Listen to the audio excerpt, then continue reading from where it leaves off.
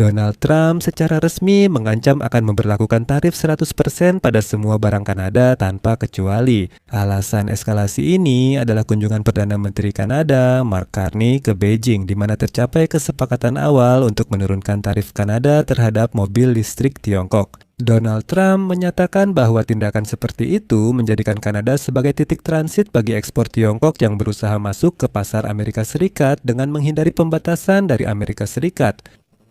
Pernyataan Trump menyebabkan penurunan tajam dolar Kanada dan krisis mendalam dalam hubungan Washington dan Ottawa. Perlu diingat, Kanada mengambil langkah ini setelah ancaman lain dari Donald Trump, termasuk ancaman mencaplok negara tersebut. Dan sekarang, Tiongkok telah menemukan alasan untuk menarik sekutu Amerika Serikat ke pihaknya, misalnya Tiongkok. Tiongkok memanfaatkan perpecahan yang ditinggalkan Trump di aliansi transatlantik, mengecam keinginannya merebut Greenland dan mencoba menarik sekutu Amerika lewat janji kemitraan dagang yang andal, berbeda dengan Amerika. Jadi, mari kita bahas topik ini bersama-sama sekarang, baik soal tarif terhadap Kanada maupun secara umum dampak global dari kebijakan Trump terhadap bagaimana Tiongkok berusaha merebut sekutu-sekutu lama. Saya Alexei Pichi, mari kita bahas topik ini lebih lanjut. Tapi sebelum kita mulai episode ini, saya minta kalian untuk subscribe ke channel ini, beri like dan tulis komentar apa saja di bawah episode ini. Jangan lupa follow kanal Telegram saya, Pichi News, lewat link di deskripsi. Kami membagikan berita terbaru segera setelah diterima. Jadi, seperti yang sudah kalian ketahui, Kanada telah mengambil langkah untuk mendekatkan diri dengan Tiongkok karena sekutu terdekat mereka adalah Amerika Serikat. Baru-baru ini, mereka menekan Kanada dengan tarif dan Trump menyatakan Kanada seharusnya jadi negara bagian ke-51 Amerika Serikat serta Perdana Menteri Mark Carney jadi gubernurnya. Rincian resmi kunjungan Mark Carney ke Tiongkok yang sudah dikonfirmasi lebih dari seminggu lalu menunjukkan bahwa Ottawa telah sepakat untuk saling menurunkan hambatan perdagangan dengan Beijing. Kanada setuju untuk menurunkan bea masuk pada puluhan ribu mobil listrik Tiongkok yang sebelumnya pada tahun 2024 dikenakan pajak 100%. Untuk menyelaraskan dengan kebijakan Amerika Serikat, sekarang Kanada siap menerima hingga 49 ribu mobil listrik Tiongkok dengan tarif 6,1%. Sebagai tanggapan, Tiongkok setuju untuk menurunkan tarif impor pada produk pertanian Kanada, khususnya pada biji canola dan memberikan hak bebas visa bagi warga negara Kanada. Secara keseluruhan, Kanada yang sebelumnya menjual produknya ke Amerika Serikat memutuskan untuk mencari pasar alternatif setelah Trump memulai perang dagang terhadap tetangganya. Saya tegaskan, perjanjian Tiongkok dan Kanada masih sementara. Kini Trump menyebut kesepakatan Kanada-Tiongkok sebagai ancaman langsung bagi ekonomi Amerika Serikat dan upaya menghindari tarif Amerika Serikat lewat perbatasan utara. Di sini saya akan mengutip pernyataan lengkap Donald Trump yang kembali menyindir Kanada dengan menyebutnya negara bagian ke-51 Amerika Serikat kutipan. Jika Gubernur Mark Carney berpikir bahwa dia bisa menjadikan Kanada sebagai tempat transit untuk barang dan produk Tiongkok, dia sangat keliru.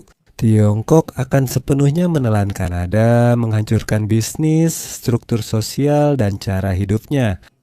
Jika Kanada membuat kesepakatan dengan Tiongkok, semua barang dan produk Kanada yang masuk ke Amerika Serikat akan segera dikenakan tarif bea masuk 100%, kutip. Setelah itu, Donald Trump benar-benar bertingkah seperti anak kecil karena Presiden Amerika secara resmi mengonfirmasi bahwa Kanada dikeluarkan dari Dewan Perdamaian, yaitu struktur baru di bawah naungan Donald Trump yang dibentuk untuk menyelesaikan krisis dunia. Keputusan itu diambil karena Mark Carney secara terbuka menolak mendukung proyek Amerika Kubah Emas. Sistem pertahanan anti-rudal di Greenland dan Arktik dianggap sangat penting oleh pemerintahan Donald Trump untuk melindungi Amerika Utara. Namun, Carney sepertinya memahami bahwa jika Amerika Serikat menguasai Greenland, maka Kanada akan berada dalam posisi seperti tapal kuda, yaitu dikelilingi oleh Amerika Serikat. Namun di sini, kita harus memahami bahwa setiap pihak memainkan permainannya sendiri. Ada semacam aliansi. Amerika Serikat, Meksiko, Kanada adalah perjanjian perdagangan bebas antara Amerika Serikat, Meksiko, dan Kanada yang mulai berlaku pada perjanjian ini memperbarui aturan perdagangan, memperketat standar otomotif, perlindungan kekayaan intelektual, dan perdagangan digital. Jika berbicara tentang parameter utama dari aliansi Amerika Serikat Meksiko Kanada ini, maka kira-kira seperti ini, agar suatu negara dapat menjual mobil tanpa bea masuk kepada negara tetangganya. 75% komponen mobil wajib diproduksi di Amerika Utara dan mayoritas pekerjaan harus dilakukan oleh tenaga kerja berupah lebih tinggi. Jadi, tujuannya agar industri otomotif tidak bergantung pada Tiongkok. Telah ditambahkan ketentuan baru terkait perlindungan rahasia dagang, layanan digital, dan keuangan, serta standar baru untuk kondisi kerja. Tapi yang paling menarik adalah menurut perjanjian Amerika Serikat, Meksiko, Kanada, Amerika Serikat mendapatkan akses yang lebih luas ke pasar produk susu, unggas, dan telur, serta produk pertanian secara umum. Dan tiba-tiba Kanada mengarahkan sektor agronya ke Tiongkok. Dan sekarang yang paling menarik, pada tahun ke-26 akan ada peninjauan rutin terhadap perjanjian Amerika Serikat, Meksiko, Kanada. Tarif 100% akan jadi bencana bagi ekonomi Kanada yang mengekspor lebih dari 75% barangnya ke Amerika Serikat. Sektor minyak, industri otomotif, dan pengolahan kayu Kanada sepenuhnya terintegrasi ke dalam rantai pasokan Amerika, dan sampai saat ini pemerintah Kanada belum memberikan jawaban resmi atas ultimatum Trump. Namun, Mark Carney di Quebec kemarin mengatakan Kanada ingin menerapkan kebijakan perdagangan independen demi produsen. Secara keseluruhan, Carney juga di Davos mengatakan bahwa memang ada pilihan untuk memilih antara Amerika dan Kanada, tetapi ada juga jalan bagi negara-negara yang berada di antara keduanya, yaitu membangun rantai perdagangan dan aliansi mereka sendiri agar bisa bergerak ke arah yang berbeda. Jadi tidak hanya berada di antara Amerika dan Tiongkok, tetapi memilih arah mereka sendiri. Namun kini saatnya Trump sadar karena ia mulai terlalu jauh bermain-main. Tiongkok memanfaatkan perpecahan yang ditinggalkan Presiden Amerika Serikat Donald Trump di aliansi transatlantik, mengecam keinginannya menguasai Greenland dan berupaya menarik sekutu Amerika lewat janji kemitraan dagang andal. Karena Trump sangat agresif menggunakan tarif dan pada suatu saat bahkan mengancam akan merebut Greenland dari sekutu lamanya, Denmark, dengan kekuatan. Beijing memutuskan memanfaatkan momen ini. Minggu ini, Wakil Perdana Menteri Dewan Negara Tiongkok He Lifeng berbicara di Forum Ekonomi di Davos dengan pidato yang mengecam meningkatnya unilateralisme dan proteksionisme sambil menggambarkan Tiongkok sebagai berkah bagi seluruh dunia. Saya akan mengutip pernyataannya yang singkat dan padat. Tiongkok adalah mitra dagang, bukan pesaing bagi negara lain. Perkembangan Tiongkok adalah peluang, bukan ancaman bagi ekonomi dunia. Tiongkok melihat keretakan hubungan transatlantik sebagai peluang. Tiongkok ingin memperkuat hubungan dengan mitra dagang utama demi keuntungan nyata, misalnya tarif mobil listrik yang lebih rendah. Dengan Kanada, hal ini hampir berhasil, namun perlu dicatat bukan hanya Kanada yang mengincar Tiongkok.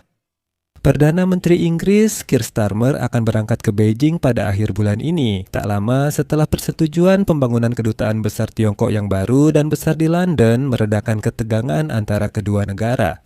Kanselir Jerman Friedrich Merz dijadwalkan ke Tiongkok bulan depan, sementara Presiden Prancis Emmanuel Macron sudah berkunjung pada awal Desember lalu.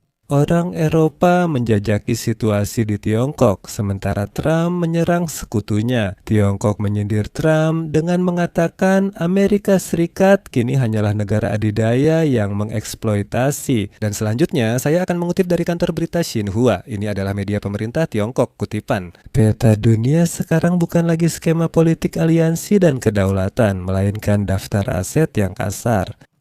Status suatu negara sebagai sekutu, pesaing, atau pihak netral tidak lagi penting dibandingkan dengan pertanyaan mendasar tentang kegunaannya. Pesan seperti itu sudah mendapat respons di negara berkembang. Trump berkata, "Saya butuh Greenland untuk pertahanan nasional dan penambangan sumber daya." Karena itulah Tiongkok sekarang sedang berusaha memanfaatkan kekacauan yang diciptakan oleh Donald Trump.